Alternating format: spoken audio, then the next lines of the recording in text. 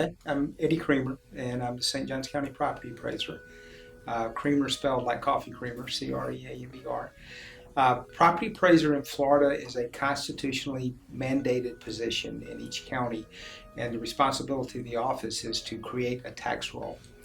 And so our job in the office is to create the tax roll that the county taxing authorities, i.e. the county road, bridge, and school board, et cetera, use to establish their millage rates to fund their operations. So we do that through the assessment of property. Florida is basically a ad valorem tax state. We tax property according to value as opposed to an income tax. So in the counties, the primary funding is property tax, and so we create that tax roll.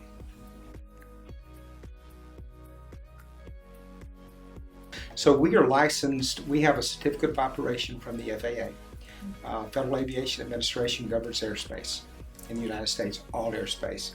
And all airspace in the United States is classified or graded by what operates in that airspace. So there's Class A, B, C, D, E airspace. And for instance, Class A is above 18,000 feet controlled airspace, meaning ATC or air traffic control controls that airspace. Class E, on the other end of the spectrum, is generally no airports are very small uncontrolled airports, no ATC, are basically open airspace. We generally operate in Class C airspace.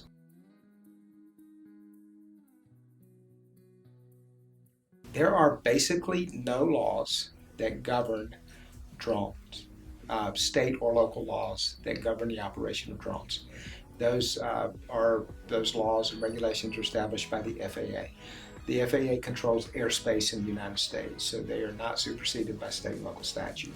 So as long as we're operating in accordance with FAA Part 107 regulations, we are compliant.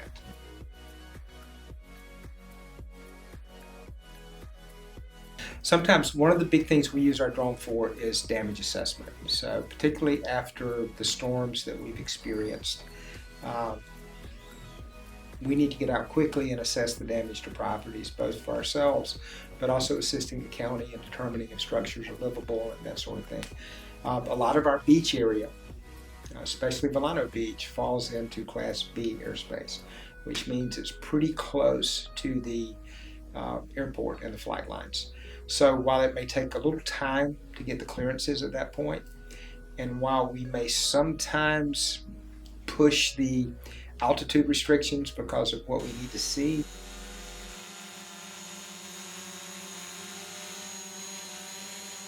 when we fly the drone, we have a pilot and we have 2 observers on the ground.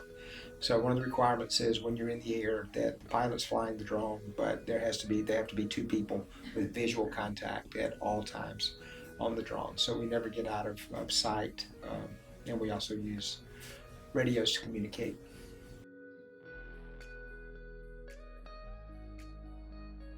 The pilot flies the drone. The pilot observes the flight of the drone because the flight plan is pre-planned before we go to fly a mission.